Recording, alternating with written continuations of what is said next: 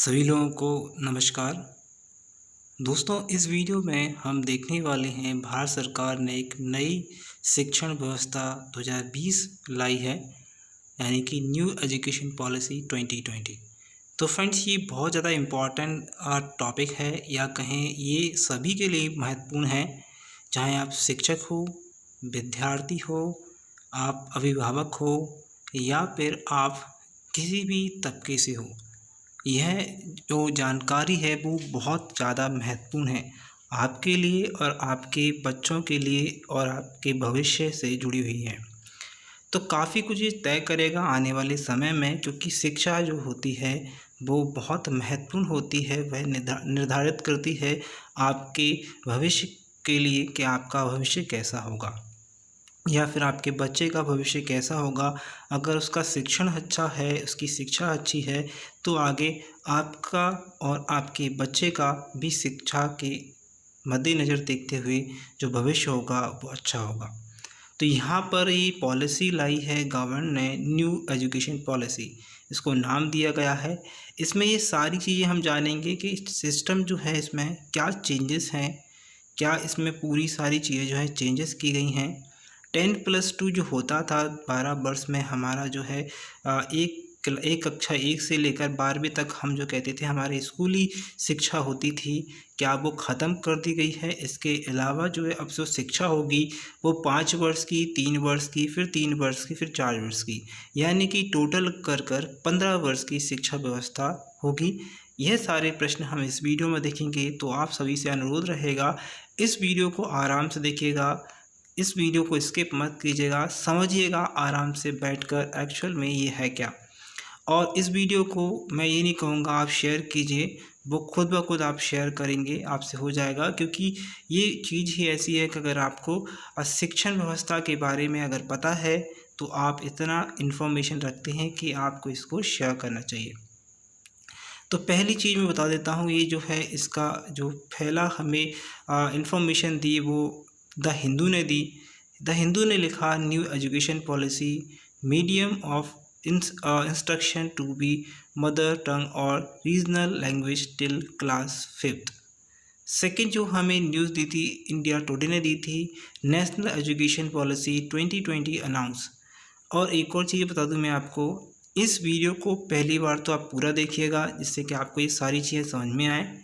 Okay. Second third जो headline थी वो द इंडियन एक्सप्रेस की थी, new education policy 2020 updates. Okay, अब हम समझेंगे ये खबरों में क्यों है। ये तो बहुत सिंपल सी बात है।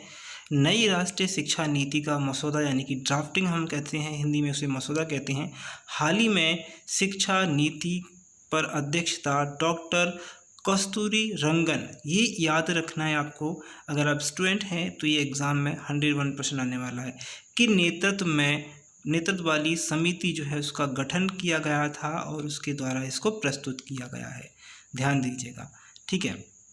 नई शिक्षा नीति में किसके लिए है, किसके लिए इसमें क्या क्या है, इसके बारे में बात करेंगे। भारत की बड़ी युवा आबादी की समकालीन और भविष्य की जागरूकता को पूरा करने के लिए 1952 में संशोधित राष्ट्रीय शिक्षा नीति जो थी 1952 की बात करें, 1992 में बदलाव की आवश्यकता थी। पहले जो बदलाव हुए थे उससे अब ज़्यादा जो है बदलाव किए जाने हैं, क्योंकि काफ़ी सारी चीज़ें जो है बदल रही हैं। हम ये देखें शिक्षा कि में जो है, अब पहले तो सोशल डिस्टेंसिंग नहीं थी या ऑनलाइन शिक्षा नहीं थी, अब ऑनलाइन शिक्षा का भी यहाँ पर प्रावधान है।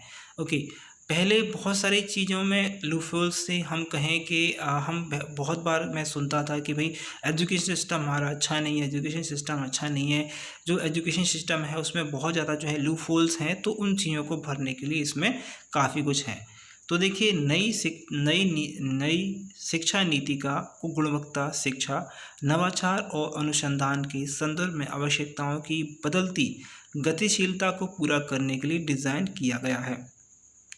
इस नीति का उद्देश्य छात्रों के आवश्यक कौशल और ज्ञान से लैस करके भारत को एक ज्ञान महाशक्ति बनाना है।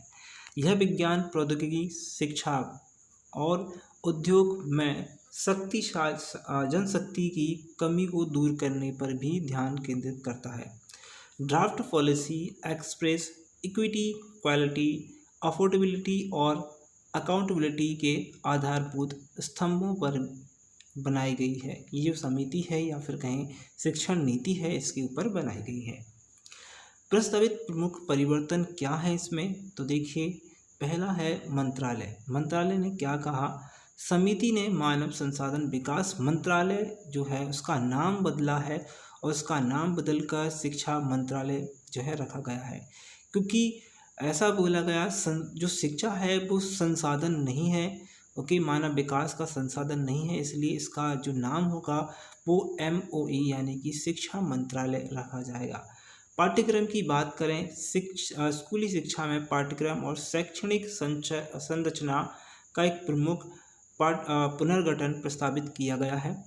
नीति बचपन जो है, बचपन की बात करें हम, बचपन शिक्षा और शिक्षा जो है ECCE को स्कूली शिक्षा का एक अभिन्न अंग कहते हैं, यानी कि स्कूली शिक्षा जो होती है हमारा सबसे अभिन्न अंग होता है, हमारा भविष्य उससे ही निर्भर होता है। बच्चों के संज्ञानात्मक और सामाजिक भावनात्मक विकास के चरणों के आधार पर 5+3+3+4 पाठ्यक्रम और शैक्षणिक संरचना प्रस्तावित की गई थी। तो देखिए यहाँ पर की गई है ऑलरेडी, ठीक है। यहाँ पर पहले क्या होता था, हमारा पाठ्यक्रम 1 से लेकर 3 तक, फिर 4 से लेकर 5 तक, फिर 6 से लेकर 8 तक, फिर 8 से लेकर 12वीं तक, ठीक है। यहाँ पर होता क्या था, 8 से लेकर 10वां भी होता था इसमें और 12वां भी होता था। तो हमें क्या था, 10वीं की बात जो है हमें विषय जो है एक विषय चूज़ करना होता था, यानी कि उसमें हमें एक स्पेशलाइज्ड होना चाहिए। जैसे कि हमने मैथ लिया है तो हमें मैथ में जो है फिजिक्स, केमिस्ट्री, मैथ पढ़ना होगा। 3 सब्जेक्ट हमारे लिए महत्वपूर्ण रहेंगे। यहाँ पर हिंदी इंग्लिश भी रहेगा या संस्कृत भी आप इसमें इंक्लूड हो सकता है। लेकिन इस व्यवस्था में जो है ऐसा करा गया है कि एकदम से आप पे इम्पोज ना किया जाए वो सारे सब्जेक्ट, वो आपको धीरे धीरे सिखाए जाएँ। और जो कोडिंग जो है हमारे लिए 11th-12th में आती थी वो 6 क्लास से या 6 स्टैंडर्ड से इसमें इंक्लूड की जाएगी। अगर हम बात करें फाउंडेशन जो होगी, यानी कि हमारी स्टेजेस जो होंगी वो कैसे होंगी। फाउंडेशन स्टेज होगी पहली स्टेज, जिसमें बच्चा जो होगा 3 से 8 साल के वर्ष के बच्चे जिनको जो है 3 साल का जो है प्री प्राइमरी प्लस जो है ग्रेड में रहेंगे, उनको 1 से लेकर 2 दूसरी कक्षा तक इनका शिक्षण होगा। प्रॉपर्टी स्टेज जो होगी 8 वर्ष से लेकर 11 वर्ष के बच्चों के लिए, जिसमें शिक्षण होगा 3 से लेकर 5वीं कक्षा तक। मिडिल स्टेज जो होगी उसमें 11 से लेकर 14 वर्ष के बच्चे होंगे, जिसमें ग्रेड यानी कि शिक्षण कक्षा होगी 6 से लेकर 8 की। सेकेंडरी स्टेज होगी आपकी 14 वर्ष से लेकर 18 वर्ष की, जिसमें ग्रेड होगा 9 से 12वीं की। तो ये कक्षाएं मैंने आपको बताई हैं, इसमें जो है सिस्टम कैसे चलेगा, आपकी कक्षा आपकी शिक्षा कैसे होगी ये मैंने बताया। नीति स्कूल शिक्षा पाठ्यक्रम में सामग्री भार को कम करने का प्रयास भी करती है। जो आप देखिए अभी होता क्या है, हम देखते हैं कक्षा 3 या कक्षा दूसरे वाले बच्चे को देख लीजिए, नर्सरी वाले बच्चे को देख लीजिए। जब मेरी पढ़ाई होती थी, हमारी पढ़ाई होती थी, तो हम सिर्फ एक स्लेट और एक बस्ता लेके जाते थे, जिसमें हो सकता है मे बी कक्षा 3 में जो है पेंसिल से हम लिखना चालू करें। लेकिन आजकल जो है आज भी जो है हम देखें तो सरकारी स्कूल में तो होता यही है जो अभी चल रहा है, लेकिन अभी प्राइवेट स्कूल में थोड़ा सा अलग हो गया है कि इसमें लिखना बच्चे को सिखा देते हैं तीसरे या दूसरे क्लास से, ठीक है। लेकिन हमारे टाइम पे ऐसा नहीं होता था। तो और भी इसको थोड़ा सा, और जो उनके बैग जो होते हैं वो भारी हो जाते हैं, इन पर उनको समय ही नहीं मिलता अलग चीज़ों के लिए। जैसे कि उनकी पढ़ाई चल रही है तो वो सिर्फ पढ़ाई कर सकते हैं, वो खेल कूद वाली चीज़ें नहीं कर सकते। तो इसमें कुछ अलग बदलाव किए जाएंगे। पाठ्यचर्या सह पाठ्यक्रम या पाठ्येतर क्षेत्रों के संदर्भ में सीखने के क्षेत्रों में कोई कठिन जो अलगाव नहीं होगा। कला, संस्कृति, शिल्प, खेल, योग, सामुदायिक सेवा आदि साहित्य सभी विषय पाठ्यक्रम का हिस्सा रहेंगे। तो तो ये सारी शिक्षाएं क्या होती थी, पहले योग अगर आप करना चाहते तो अलग आपको इसका डिप्लोमा डिग्री होगी, खेल की अगर आप खेल में हैं तो आप खेल के अलग से अलग उसकी डिप्लोमा डिग्री होगी, शिल्प यानी कि अगर आप डिज़ाइन से हैं, अगर आप डिज़ाइन कुछ करना चाहते हैं तो उसके लिए अलग से आपको डिग्री लेनी होती थी, संगीत या कला के लिए भी। ओके, तो ऐसा अब नहीं होगा। इस प्रकार स्कूलों को स्कूल परिसरों में फिर से व्यवस्थित किया जाएगा। नीति 2021वीं सदी की बात करें, में कौशल सहित मुख्य क्षमताओं और जीवन कौशल के विकास पर ध्यान केंद्रित करने के लिए सक्रिय शिक्षा शास्त्र को बढ़ावा देती है। आरटीआई अधिनियम की बात करें हम, समिति ने कहा है 3 से 18 वर्ष यानी कि वर्तमान में 6 से 14 वर्ष की उम्र के बच्चों को शामिल करने के लिए शिक्षा का अधिकार अधिनियम 2009 के विस्तार की सिफारिश भी की है। अगर हम बात करें शिक्षक की शिक्षा कैसी होगी, तो ये जो है बहुत पहले से चला आ रहा है कि शिक्षकों के लिए 2015 में ही इनके लिए जो है एक कमेटी बनाई गई थी और इनको शिक्षण दिया जाता है कैसे पढ़ाना है। बीएड, डीएड और डीएलएड वाले छात्र जो हैं शिक्षकों को समिति शिक्षक शिक्षा में बड़े पैमाने पर परिवर्तन का प्रस्ताव करती है। यह उपमानक शिक्षक शिक्षा संस्थानों को बंद करने का आह्वान करता है, यानी कि जो शिक्षण संस्थान ऐसे हैं जो अमान्य हैं उनको बंद करने के लिए कहता है। ये सभी शिक्षक तैयारी शिक्षा कार्यक्रमों को बड़े बहुविषय विश्वविद्यालय कॉलेज में ले जाने का प्रस्ताव भी करता है। यह भी ओके करता है। और अगर अगला पॉइंट देखें हम, 4 वर्षीय एकीकरण यानी कि 4 वर्ष का जो कोर्स होता है उसमें चरण विशिष्ट यानी कि बीएड कार्यक्रम अंततः शिक्षकों के लिए न्यूनतम डिग्री योग्यता होगी। अगर इसका मतलब ये हुआ अगर आप शिक्षण संस्था से जुड़ना चाहते हैं तो आपके पास बीएड का मान्यता होनी चाहिए। उच्च शिक्षा 3 प्रकार के उच्च शिक्षा संस्थानों के साथ उच्च शिक्षा संस्थानों का पुनर्गठन प्रस्ताव भी करता है। तो इसमें कितने उच्च शिक्षा संस्थानों से जो रिलेटेड हैं उनके लिए ये 3 टाइप बनाए गए हैं। तो पहला है विश्व स्तरीय अनुसंधान और उच्च गुणवत्ता वाले शिक्षण पर केंद्रित है। दूसरा टाइप है अनुसंधान में महत्वपूर्ण योगदान के साथ विषयों के उच्च गुणवत्ता वाले शिक्षण पर ध्यान केंद्रित किया जाएगा। तीसरा जो है स्नातक शिक्षा पर केंद्रित उच्च गुणवत्ता का शिक्षण भी होगा। यह 2 मिशन नालंदा और मिशन तक्षशिला द्वारा संचालित किए जाएंगे। 3 या 4 साल की अवधि की बीएससी, बीए, बीकॉम, बीबीए और अंडर ग्रेजुएट प्रोग्राम की रीस्ट्रक्चर जो है उसका होगा और एग्ज़िट और एंट्री ऑप्शन भी होंगे। अब एग्ज़िट और एंट्री ऑप्शन किस प्रकार के हैं मैं बता देता हूँ। जैसे कि अगर मैंने फर्स्ट ईयर में एडमिशन लिया और फर्स्ट ईयर में एडमिशन लेने के बाद मैंने मुझे लगा कि मेरी कंडीशन जो है फाइनेंशियल कंडीशन जो है आर्थिक जो मेरी माली हालत नहीं अच्छी है या फिर किसी और वजह से मैंने अपना कक्षा छोड़ दी है, तो उसमें मैंने पहली साल में जो है अपने जितने भी अंक अर्जित किए थे वह मेरे अगली जब भी मैं चाहूँगा जिस टाइम मैंने छोड़ने के बाद मैं 1 साल 2 साल के बाद दोबारा से शिक्षण संस्थान जो है शिक्षा लेना चाहता हूँ, तो मेरी जो ग्रेड्स हैं मेरे जो मार्क्स हैं वो वहीं के वहीं रहेंगे, कैलकुलेट होंगे और मुझे पहली सेमेस्टर से ना देकर मुझे सेकेंड ईयर में जो है एडमिशन दिया जाएगा। संस्था एक नया सर्वोच्च निकाय राष्ट्रीय शिक्षा आयोग प्रस्तावित है। यह सभी शिक्षक पहलुओं और कार्यक्रम संबंधित हस्तक्षेपों के समग्र और एकीकृत कार्यान्वयन को सक्षम करने के लिए बनाया गया है। यह उच्च शिक्षा के दौरान अनुसंधान क्षमता बनाने में मदद करेगा। स्टैंडर्ड सेटिंग, फंडिंग, प्रत्ययन और विनियमन के 4 कार्यों को स्वतंत्र निकायों द्वारा अलग और संचालित किया जाएगा।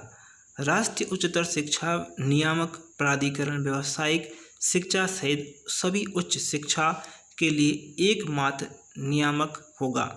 नीति में एक प्रत्यावर्ती NAC यानी कि राष्ट्रीय मूल्यांकन और प्रत्ययन परिषद, ये नाम आपको ध्यान रखना है, के नेतृत्व में एक मान्यता इकोसिस्टम बनाने का प्रस्ताव भी किया हुआ है।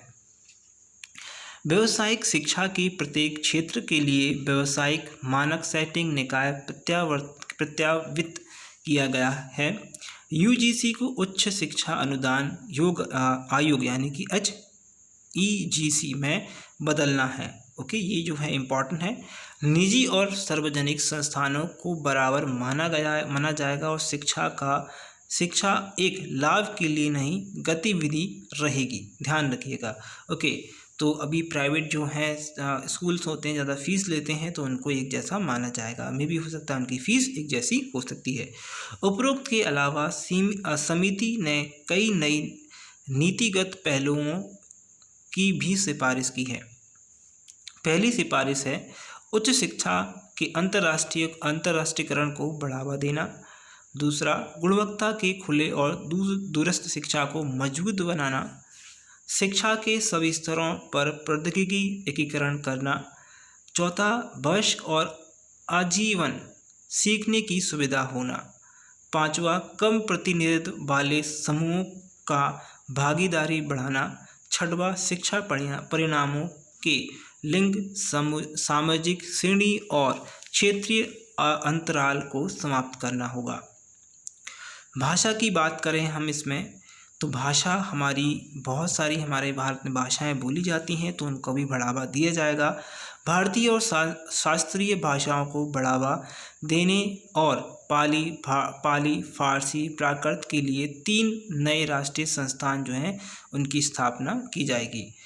Indian institute of translation and interpretation यानी कि IITI की सिफारिश भी आई है।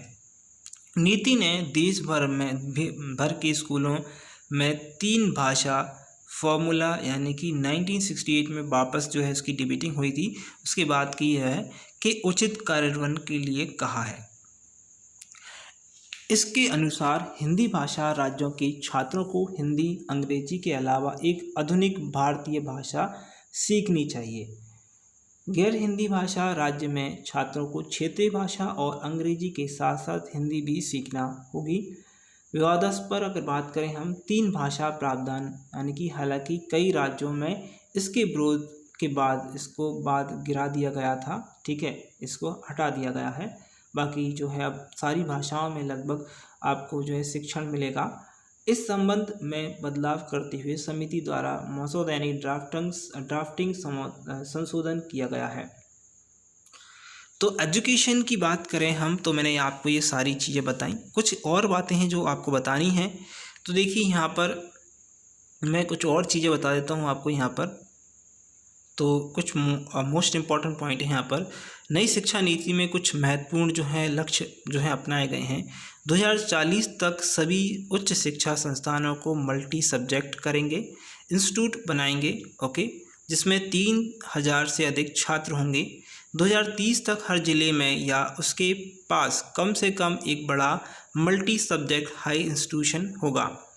देखिए अभी जिस प्रकार से शिक्षण संस्था जो है नई पॉलिसी आई है उसमें ये ज़रूरी नहीं है मल्टी सब्जेक्ट इंस्टीट्यूट उसके पास हो, लेकिन इसमें 2030 तक इसका लक्ष्य रखा गया है।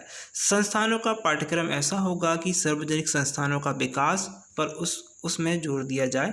संस्थानों के पास अपना ओपन डिस्टेंस लर्निंग और ऑनलाइन कार्यक्रम चलाने का विकल्प होगा, जैसे कि अभी बहुत ज़रूरत है ऑनलाइन का और सोशल डिस्टेंसिंग लर्निंग का, तो उसके ऊपर जोर दिया गया है। उच्च शिक्षा के लिए बनाए गए सभी तरह के डीम्ड और संबंधित विश्वविद्यालयों को सिर्फ अब विश्वविद्यालय के रूप में ही जाना जाएगा, क्योंकि हम देखें तो बहुत सारे हमारे यहाँ विश्वविद्यालय हैं और एक विश्वविद्यालय में 800 से ज़्यादा भी छोटे छोटे उनमें बांट दिया गया है, ओके, कॉलेज उनके पास हैं। तो हो सकता है उनकी गुणवत्ता में कमी हो जाती है, तो उनको भी देखा जाएगा। बता देता हूँ मैं, उनकी ग्रेड्स जो रहेंगी, क्या होता है कि कॉलेजेस की ग्रेड रहेंगी A+, ठीक है, A और B। तो यहाँ पर क्या होगा, उनकी जो शिक्षा और क्या होता है जिसमें 800 कॉलेजेस होते हैं जिसके पास, उसमें होता है क्या, उनकी गुणवत्ता में कमी आती है, क्योंकि उनके पास जो है हमेशा उनकी क्लासेस चलती, उनकी शिक्षा जो है उनकी परीक्षाएं चलती रहती हैं और परीक्षाएं चलने की वजह से वो जो है शिक्षा पर ध्यान नहीं दे पाते हैं। तो अगर जो शिक्षा पर ध्यान देता है, इनकी गुणवत्ता अच्छी है, परीक्षा अच्छे से करा रही हैं, तो उनको A+ में रखा जाएगा। जो थोड़ा और कम कर पा रहे हैं उनको A+ में रखा जाएगा और इसमें इनको A में रखा जाएगा और B वालों से बोला जाएगा कि आपको अपनी शिक्षण संस्थान पर जोर देने की ज़रूरत है। ओके, इसके बाद और भी कुछ इम्पोर्टेंट है। तो यहाँ पर देखिए, नई शिक्षा नीति में संगीत, दर्शन, कला, नृत्य, रंगमंच, बाकी सारे जो है पाठ्यक्रम होंगे। ओके, 3 और 4 साल की डिग्री जो हो सकती है।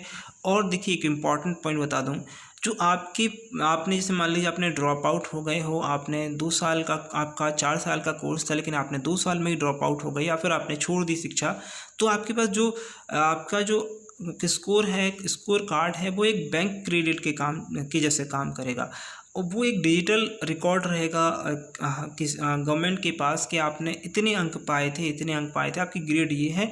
और जब भी आप किसी भी दूसरे संस्थान में जाओगे तो आपको दूसरे जो है एक मतलब सेकेंड ईयर से नहीं, शायद 3rd ईयर से आपको वहाँ पर दाखिला दिया जाएगा।